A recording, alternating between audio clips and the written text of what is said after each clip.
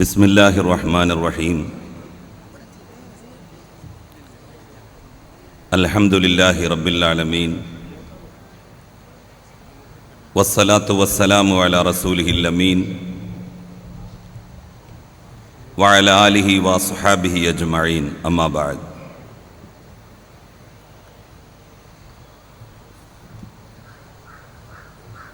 Ansar Arabic college അതിൻ്റെ പ്രയാണവീഥിയിൽ പതിറ്റാണ്ടുകൾ പിന്നിടുകയാണ്. ഒരു സ്ഥാപനം ഏതൊരു ലക്ഷ്യത്തിനു വേണ്ടിയാണോ സ്ഥാപിതമായത്, ആ ലക്ഷ്യസാക്ഷാത്കാരം അതിന് കഴിഞ്ഞിട്ടുണ്ടോ എന്നുള്ളത് തീർച്ചയായും ഒരു പരിശോധനയ്ക്ക് വിധേയമാക്കേണ്ട സമയമാണിത് എന്ന് സാന്ദർഭികമായി ഞാൻ സൂചിപ്പിക്കുകയാണ്. നമ്മളുടെ നേട്ടങ്ങളെക്കുറിച്ച് മാത്രമല്ല, നമ്മളുടെ കോട്ടങ്ങളും ഇത്തരമൊരു സന്ദർഭത്തിൽ വിശകലനം ചെയ്യപ്പെടേണ്ടതുണ്ട്. എന്നും അവദാനങ്ങളിൽ മാത്രം അഭിരമിക്കുന്നവരായാൽ സ്ഥാപനത്തിൻ്റെ വളർച്ച, പ്രസ്ഥാനത്തിൻ്റെ വളർച്ച മുരടിച്ചു പോകും. കെട്ടിനിൽക്കുന്ന ജലാശയം പോലെ ഒരു സ്ഥാപനവും ഒരു സംഘടനയും ആവാൻ പാടില്ല. കുറച്ചു കഴിഞ്ഞാൽ അതിൽ നിന്ന് ദുർഗന്ധം വമിച്ചു തുടങ്ങും. അത്തരമൊരു സ്ഥിതി ചില സ്ഥാപനങ്ങൾക്കെങ്കിലും നമ്മളുടെ നാട്ടിൽ വന്നിട്ടുണ്ടോ എന്നുള്ളത് ചില ഘട്ടത്തിലെങ്കിലും ഒരു സംശയമായി ഉയർന്നു വരാറുണ്ട്. ആ ഒരു പട്ടികയിൽ അൻസാർ പെട്ടിട്ടില്ല എന്നാണ് എൻ്റെ ഉത്തമമായ വിശ്വാസം. എന്നാലും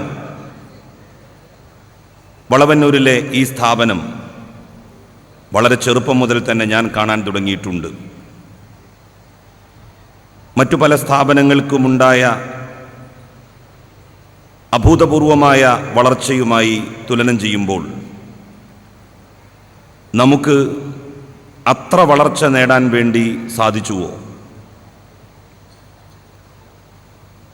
അതൊരു ചോദ്യമായി ഈ ഒരു ഘട്ടത്തിലെങ്കിലും നമ്മളുടെ മനസ്സിൽ ഉയർന്നു വന്നില്ലെങ്കിൽ, ഇതുതന്നെയാണ് വളർച്ചയുടെ മൂർത്തമായ രൂപം എന്ന് നമ്മൾ ധരിക്കുകയും ഇവിടെ നിന്ന് സ്ഥാപനത്തെ മുന്നോട്ട് കൊണ്ടുപോകാൻ ശ്രമിക്കാതിരിക്കുകയും ചെയ്യും. അത്തരമൊരു സാഹചര്യം ഉണ്ടാവാൻ പാടില്ല. ഒരു വിജ്ഞാന കേന്ദ്രം ഒരു നാട്ടിലുണ്ടാകുന്നു എന്നുള്ളത് ആ നാട്ടിൽ വെളിച്ചത്തിൻ്റെ ദീപശിഖ ഉയർത്തിപ്പിടിക്കപ്പെടുന്നു എന്നുള്ളത് കൂടിയാണ്. ജയിലിൻ്റെ കവാടങ്ങൾ അടക്കപ്പെടും ഒരു വിദ്യാഭ്യാസ സ്ഥാപനം ഒരു നാട്ടിൽ തുടങ്ങിയാൽ എന്നാണ് പൊതുവായി കരുതപ്പെടുന്നത്. കുറ്റവാളികളുടെ എണ്ണം കുറയും, ചൂഷണം അത്ര കണ്ടുണ്ടാവില്ല, ജനങ്ങൾക്ക് നീതി ലഭ്യമാകും. ഇതൊക്കെ യഥാർത്ഥ അറിവ് പ്രസരിക്കുന്ന കേന്ദ്രങ്ങളുമായി ബന്ധപ്പെട്ട് ഉണ്ടാകേണ്ട സവിശേഷതകളാണ്. ആ സവിശേഷതകളാണ് വൈജ്ഞാനിക കേന്ദ്രങ്ങളെ അടയാളപ്പെടുത്തുന്നത്. അൻസാർ പോലെയുള്ള സ്ഥാപനങ്ങൾ ഒരുപാട് ആളുകൾക്ക് അറിവിൻ്റെ ജാലകം തുറന്നു വെച്ചു കൊടുക്കുകയും ഉപജീവനത്തിന് വഴി കണ്ടെത്താൻ അവർക്ക് പ്രേരണയാവുകയും ചെയ്തിട്ടുണ്ട്. പുതിയ കാലത്തിൻ്റെ ശബ്ദവും ചുമരെഴുത്തും മനസ്സിലാക്കി ആവശ്യമായ പരിഷ്കരണങ്ങൾ വരുത്തി നമുക്ക് ഈ സ്ഥാപനത്തെ ഉത്തരോത്തരം അഭിവൃദ്ധിയിലേക്ക് ഇനിയും കൊണ്ടുപോകേണ്ടതുണ്ട്. അതിനിതുപോലെയുള്ള സംഗമങ്ങളും സമ്മേളനങ്ങളും പ്രചോദനമാകട്ടെ എന്ന് ഞാൻ ആദ്യമേ ആഗ്രഹിക്കുകയും പ്രാർത്ഥിക്കുകയും ചെയ്യുകയാണ്. വേദിയിൽ സന്നിഹിതരായിരിക്കുന്ന സ്ഥാപനത്തിൻ്റെ ജീവാത്മാക്കളും പരമാത്മാക്കളുമെല്ലാമായ മാന്യ വ്യക്തികളെ, നല്ലവരായ സഹോദരി സഹോദരന്മാരെ, സുഹൃത്തുക്കളെ, അസ്സലാമു അലൈക്കും.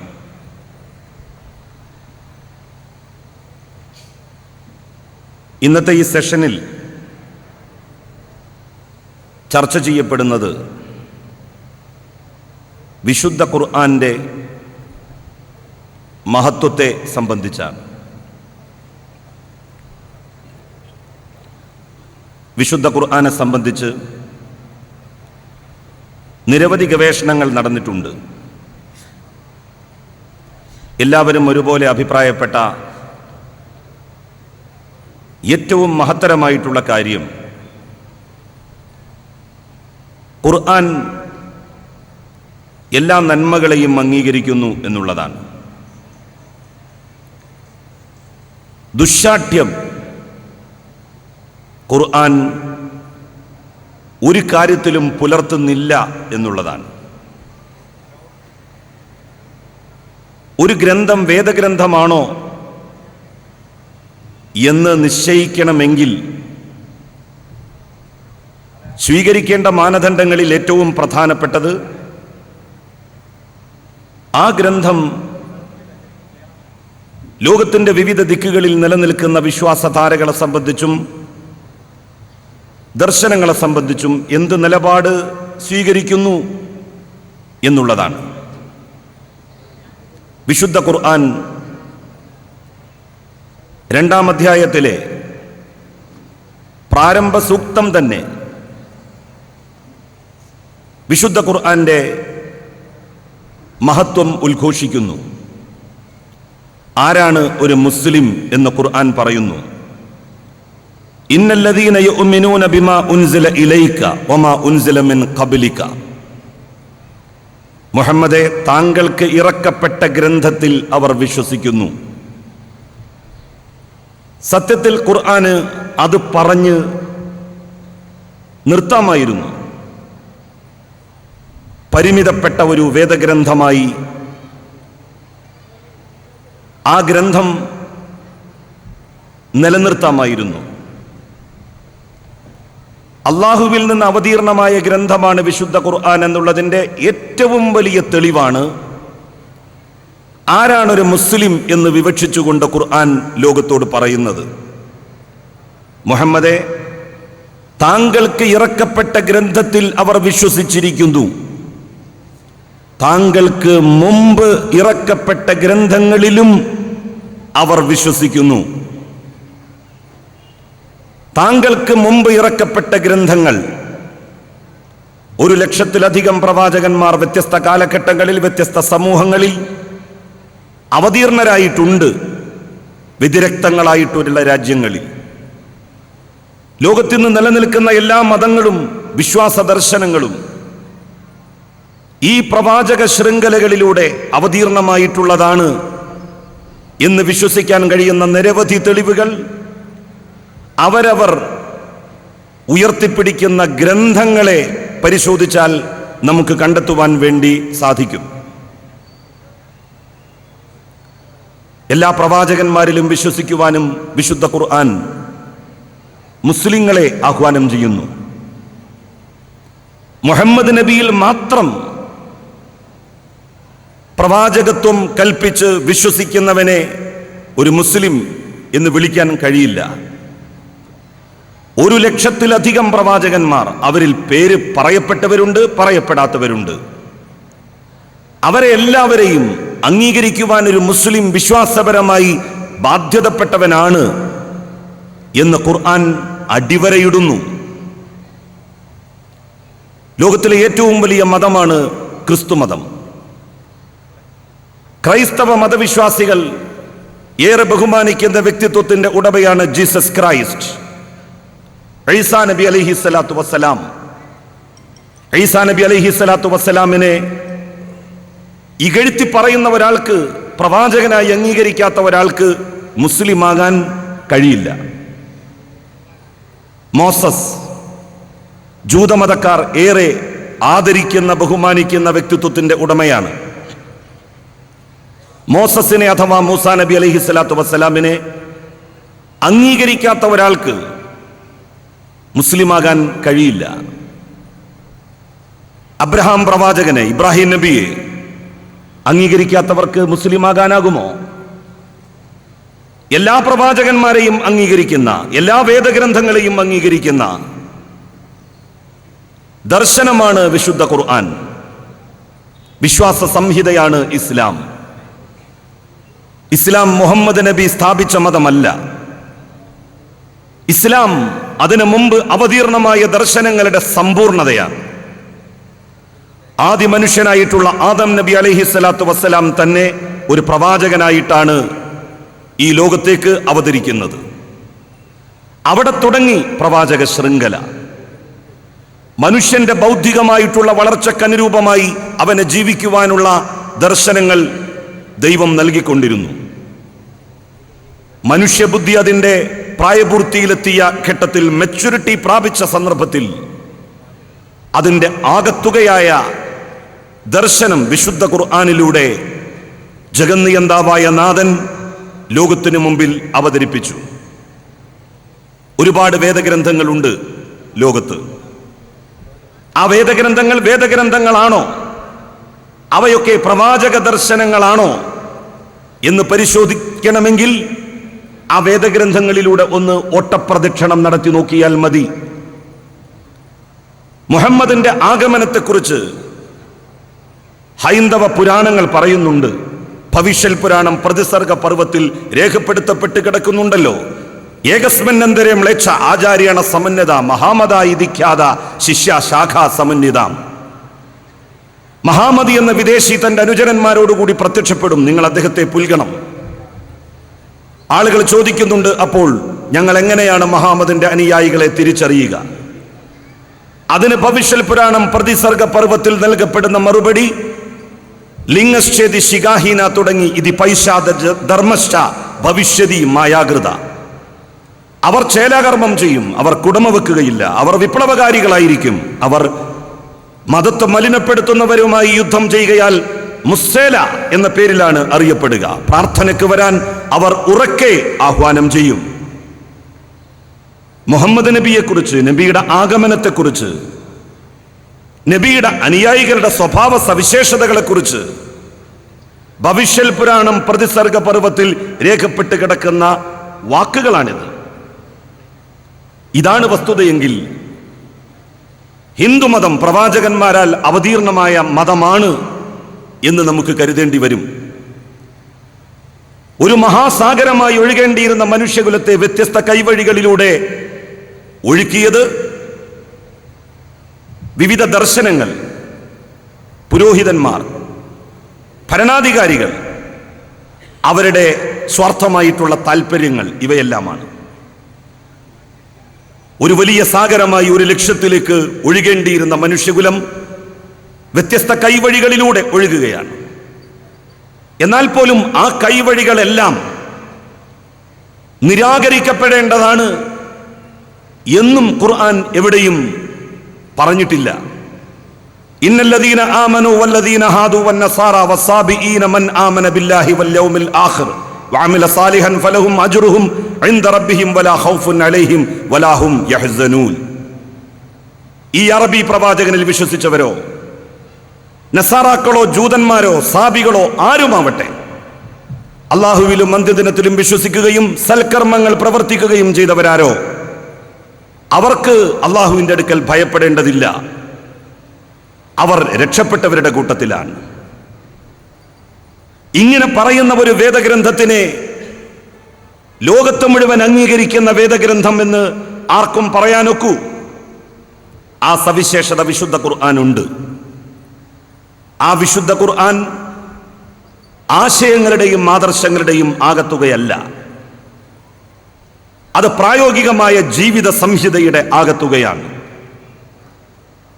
ഇസ്ലാം പദക്കസർത്ത് നടത്തി മാറി നിൽക്കുന്ന വേദഗ്രന്ഥമല്ല. ഓരോ വാക്കും മുഹമ്മദ് നബി സല്ലല്ലാഹു അലൈഹി വസല്ലമിലൂടെ ലോകത്ത് പ്രയോഗവൽക്കരിച്ച് കാണിച്ചു കൊടുത്തിട്ടുള്ളതാണ്. കുഴപ്പം ഇസ്ലാമിൻ്റെതല്ല, മതങ്ങളുടേതല്ല, ആ മതത്തിൽ വിശ്വസിക്കുന്നവരുടേതാണ്. ലോകത്തെല്ലാ മതങ്ങൾക്കും ഈ ഒരു അപജയം സംഭവിച്ചിട്ടുണ്ട്. മുസ്ലിങ്ങളുള്ള നാട്ടിൽ കുറ്റകൃത്യങ്ങൾ കുറയണം. മുസ്ലിങ്ങളുള്ള നാട്ടിൽ ചൂഷണം ഉണ്ടാകാൻ പാടില്ല. മുസ്ലിങ്ങൾക്ക് പ്രാമുഖ്യമുള്ള ഒരു ദേശത്ത് പട്ടിണിയും കഷ്ടപ്പാടും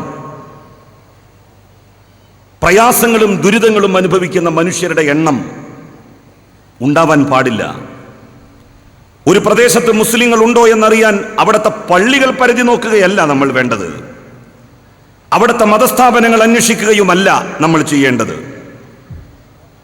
ഗ്രാമീണ ജനതയുടെ ഉള്ളിലേക്ക് കടന്നു ചെന്നുകൊണ്ട് അവിടെ പട്ടിണിയും പരിവട്ടവുമുണ്ടോ എന്ന് അന്വേഷിക്കണം. കഷ്ടപ്പാടുകളും ദുരിതങ്ങളും പേറുന്ന ആളുകളുണ്ടോ ആ നാട്ടിൽ എന്ന് ചികയണം. ഇല്ല എങ്കിൽ നമുക്ക് പറയാം അവിടെ യഥാർത്ഥ വിശ്വാസികളുടെ സാന്നിധ്യമുണ്ട് എന്ന്. കഷ്ടപ്പാടും ദുരിതവും പേറുന്ന മനുഷ്യരും ചൂഷണം നിലനിൽക്കുന്ന പ്രദേശവുമാണ് ഒരു ദിക്കെങ്കിൽ അവിടെ എത്ര വലിയ മിനാരങ്ങൾ ഉയർന്നു വന്നിട്ടും എത്ര വലിയ സ്ഥാപനങ്ങളുടെ സമുച്ചയങ്ങൾ ഉണ്ടായിട്ടും യാതൊരു കാര്യവും ഇല്ല.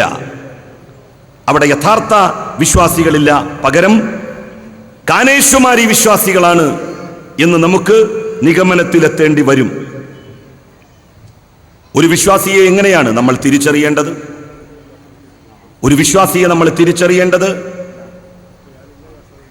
വിശുദ്ധ പ്രവാചകനോട് ചോദിച്ചു ആ ചോദ്യം. അതിന് പ്രവാചകൻ നൽകിയ മറുപടി, നിങ്ങൾ ഒരാളുമായി സാമ്പത്തിക ഇടപാടുകൾ നടത്തി നോക്കൂ, എങ്കിൽ അറിയാം അയാൾ ഒരു വിശ്വാസിയാണോ അല്ലയോ എന്ന്.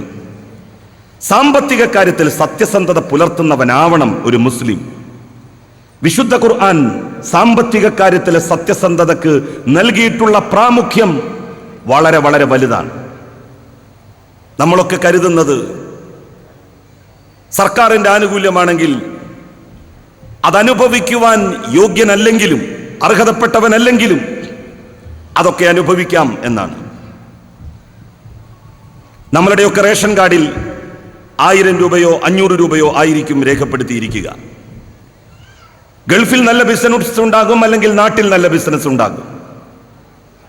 സാമ്പത്തികമായി ഏറെ മുന്നിൽ നിൽക്കുന്നവരാകും അവർ. പക്ഷേ സാമ്പത്തികമായി പിന്നിൽ നിൽക്കുന്ന ആളുകൾക്ക് ലഭിക്കുന്ന ആനുകൂല്യങ്ങൾ സർക്കാർ പ്രഖ്യാപിക്കുമ്പോൾ സാങ്കേതികമായി നമ്മളുടെ റേഷൻ കാർഡ് അനുസരിച്ച് നമുക്കതിന് അർഹതയുണ്ടാകും. പക്ഷേ ആ അർഹതയുടെ പേരിൽ നാം ഒരു അപേക്ഷ നൽകുമ്പോൾ 100 തവണ നെഞ്ചത്ത് കൈവച്ചുകൊണ്ട് ആലോചിക്കണം, ഇതിനപേക്ഷിക്കാൻ ഞാൻ അർഹനാണോ ഇപ്പോഴത്തെ എൻ്റെ സാമ്പത്തിക ധനസ്ഥിതി അനുസരിച്ച്? ആണെന്ന് നിങ്ങളുടെ മനസാക്ഷി പറയുകയാണെങ്കിൽ മാത്രമേ നിങ്ങളത് ചെയ്യാവൂ. ഞാൻ കണ്ടിട്ടുണ്ട് തലപ്പാവും താടിയുമുള്ളവർ APL കാർഡ് BPL കാർഡാക്കാൻ വേണ്ടി ക്യൂ നിൽക്കുന്നത്. APL കാർഡിന് അർഹതപ്പെട്ടയാളാണ് അയാൾ എന്ന് എനിക്ക് ഉറപ്പാണ്. അയാളുടെ സാമ്പത്തിക സ്ഥിതികളും എനിക്കറിയാം, നമുക്ക് ഓരോരുത്തർക്കും അറിയാം. എന്നിട്ട് BPL കാർഡിന് വേണ്ടി അപേക്ഷ നൽകുമ്പോൾ ആ ആനുകൂല്യം വാങ്ങി പോരുമ്പോൾ നമ്മൾ ആരെങ്കിലും ആലോചിച്ചിട്ടുണ്ടോ ഇതേറ്റവും വലിയ ദൈവനിന്ദയാണ് എന്ന്? അർഹതപ്പെട്ട ഒരു പാവപ്പെട്ട മനുഷ്യന്റെ ആനുകൂല്യം തട്ടിയെടുത്തുകൊണ്ടാണ് ഞാൻ പഞ്ചായത്ത് ഓഫീസിന്റെ പടികൾ ഇറങ്ങി വരുന്നതെന്ന് നമ്മിലെ വിശ്വാസി എന്നെങ്കിലും നമ്മളോട് പറഞ്ഞിട്ടുണ്ടോ? ആളുകളെ ചൂഷണം ചെയ്യുകയും പറ്റിക്കുകയും ചെയ്തുകൊണ്ട് പണമുണ്ടാക്കി സുസ്മേരവദനായി നമ്മൾ തിരിച്ചു വരുമ്പോ നമ്മളിലെ വിശ്വാസി നമ്മളോട് എപ്പോഴെങ്കിലും പറഞ്ഞിട്ടുണ്ടോ നീ ഈ ചെയ്യുന്നത് ശരിയല്ല? കൊള്ളലാഭം മതവിരുദ്ധമാണ്, ഇസ്ലാമിക വിരുദ്ധമാണ്, മതനിഷിദ്ധമാണ്. മിതമായ ലാഭമേ നീ എടുക്കാവൂ. അങ്ങനെ ഒരു ഇടപെടൽ നമ്മളിലെ വിശ്വാസി നമ്മളുടെ മനസാക്ഷിയുമായി നടത്തുന്നില്ല എങ്കിൽ നമ്മളൊക്കെ വിശ്വാസികളാണ് എന്ന് പറഞ്ഞിട്ട് എന്ത് കാര്യം? യാതൊരു പ്രയോജനവും അതുകൊണ്ടില്ല.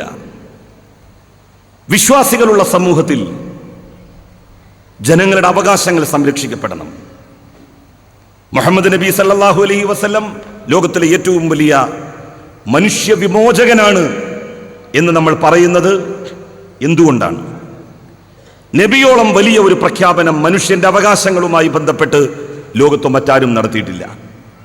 തന്റെ അവസാനത്തെ പ്രസംഗത്തിൽ അറഫയിൽ വെച്ചുകൊണ്ട് പ്രവാചകൻ പറഞ്ഞു, ഹേ മനുഷ്യരെ, ഈ ദിവസം പോലെ, ഈ ദിനം പോലെ, ഈ മാസം പോലെ, ഈ സ്ഥലം പോലെ പവിത്രവും വിശുദ്ധവുമാണ് നിങ്ങളുടെ ജീവനും സ്വത്തും അഭിമാനവും.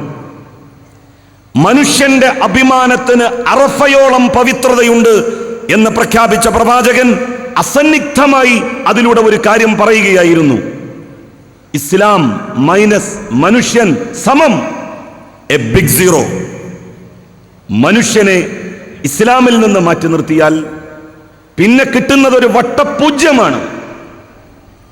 ദൈവത്തിലെത്തുവാനുള്ള വഴി ആരാധനാലയങ്ങളുടെ മൂലകളിൽ ചടഞ്ഞുകൂടലല്ല, ആരാധനാകർമ്മങ്ങളിൽ മാത്രം അഭിരമിക്കലുമല്ല. മനുഷ്യനെ സ്നേഹിക്കാതെ, മനുഷ്യന്റെ കഷ്ടപ്പാട് കാണാതെ, അവന്റെ പ്രയാസങ്ങൾക്ക് പരിഹാരം കണ്ടെത്താതെ ലോകത്തൊരു മനുഷ്യനും സ്വർഗലബ്ധി സാധ്യമല്ല. അള്ളാഹുവിന്റെ സാമീപ്യം സാധ്യമാവുകയില്ല. ഒരാളെ പറ്റിച്ചാൽ, വഞ്ചിച്ചാൽ, ചതിച്ചാൽ അതിന് ദൈവത്തോട് പാപമോചനത്തിന് അർത്ഥിച്ചിട്ട് ഒരു കാര്യവുമില്ല. നമ്മൾ ആരെയാണോ വഞ്ചിച്ചത്, ആരെയാണോ വേദനിപ്പിച്ചത്, ആരെയാണോ വിഷമിപ്പിച്ചത്, ആ മനുഷ്യനോട് പൊറുക്കലിനെ തേടുകയും ആ മനുഷ്യനത് നമുക്ക് പൊറുത്തു തരികയും ചെയ്താലല്ലാതെ അള്ളാഹു പോലും നമുക്ക് ആ തെറ്റ് പൊറുത്തു തരികയില്ല. മനുഷ്യരോട് ചെയ്യുന്ന തെറ്റുകൾ മനുഷ്യർ തന്നെ നമുക്ക് മാപ്പാക്കി തരണം. ആ തെറ്റ് അള്ളാഹു നമുക്ക് മാപ്പാക്കി തരില്ല. ഇത്രത്തോളം മനുഷ്യന്റെ പവിത്രതയെ, മനുഷ്യന്റെ അഭിമാനത്തെ ഉയർത്തിപ്പിടിച്ച മറ്റൊരു വേദഗ്രന്ഥമുണ്ടോ ലോകത്ത്?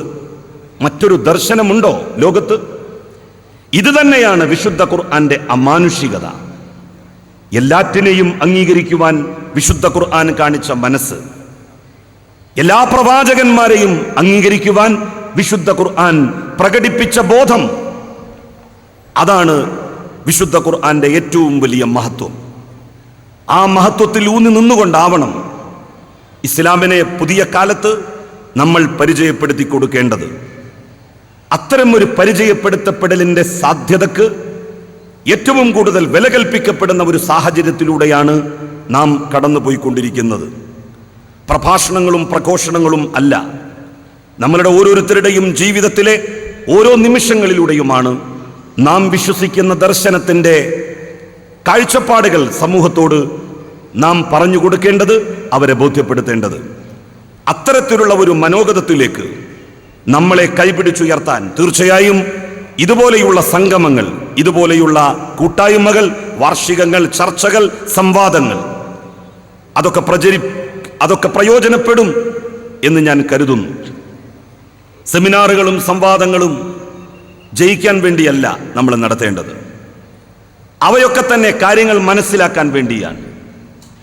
മനസ്സിന്റെ ജാലകം തുറന്നു വെച്ച് നമ്മളൊരു ചർച്ചയ്ക്ക് സന്നദ്ധമാകാവൂ, നമ്മളൊരു സംവാദത്തിന് ഒരുങ്ങി പുറപ്പെടാവൂ. ക്രൈസ്തവരും മുസ്ലിങ്ങളും തമ്മിൽ നടത്തിയ ഒരു ചർച്ചയെ സംബന്ധിച്ച്, ഒരു സംവാദത്തെക്കുറിച്ച് പറയപ്പെടുന്ന ഒരു കഥയുണ്ട്. ക്രൈസ്തവ പുരോഹിതൻ എഴുന്നേറ്റ് നിന്നുകൊണ്ട് മുസ്ലിം പണ്ഡിതന്മാരെ ഒന്ന് അടിച്ചിരുത്താം എന്ന് കരുതി ഒരു കാര്യം അവരോടായി പറഞ്ഞു. നിങ്ങൾ മുസ്ലിങ്ങൾ പറയുന്നത് മുഹമ്മദ് അള്ളാഹുവിൻ്റെ ഹബീബാണ്, ഏറ്റവും അടുത്തയാളാണ്. ശരി, സമ്മതിക്കുന്നു. ആ അടുത്തയാളുടെ പേരക്കുട്ടി ഹുസൈൻ റളിയല്ലാഹു അൻഹു കർബലായിൽ വെച്ച് അതിദാരുണമായ രീതിയിൽ കൊല ചെയ്യപ്പെട്ടു.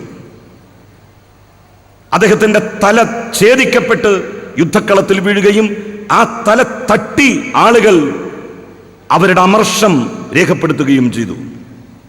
അങ്ങനെ ഒരു ഘട്ടത്തിൽ മുഹമ്മദ് തൻ്റെ ഏറ്റവും അടുത്ത ദൈവത്തോട് പറഞ്ഞിട്ടുണ്ടാവില്ലേ, എൻ്റെ പേരക്കുട്ടിയെ രക്ഷിക്കണം, ജീവൻ സംരക്ഷിക്കണം എന്ന്. എന്നിട്ട് എന്തേ ദൈവം ആ വിളി കേട്ടില്ല? എന്നിട്ട് എന്തേ പടച്ചവൻ മുഹമ്മദിന്റെ ആ വിളിക്ക് ഉത്തരം നൽകിയില്ല? മുസ്ലിം പണ്ഡിതന്മാരിൽ തർക്കവിതർക്കങ്ങൾക്ക് പേരുകേട്ടയാൾ എഴുന്നേറ്റ് നിന്നുകൊണ്ട് ആ ചോദ്യത്തിന് മറുപടി പറഞ്ഞു. തീർച്ചയായും മുഹമ്മദ് പ്രാർത്ഥിച്ചിട്ടുണ്ടാകണം ദൈവത്തോട്. അപ്പോൾ ദൈവം പറഞ്ഞു കാണും, നിനക്ക് നിന്റെ പൗത്രൻ, നിനക്ക് നിന്റെ പേരക്കുട്ടി, സാക്ഷാൽ എൻ്റെ മകൻ തന്നെ കുരിശിൽ കിടന്ന് പിടഞ്ഞ് മരിച്ചപ്പോ ഒന്നും ചെയ്യാൻ കഴിഞ്ഞില്ലല്ലോ എന്ന നിസ്സഹായതയിൽ നിന്ന് ഇന്നും എനിക്ക് മുക്തി കിട്ടിയിട്ടില്ല.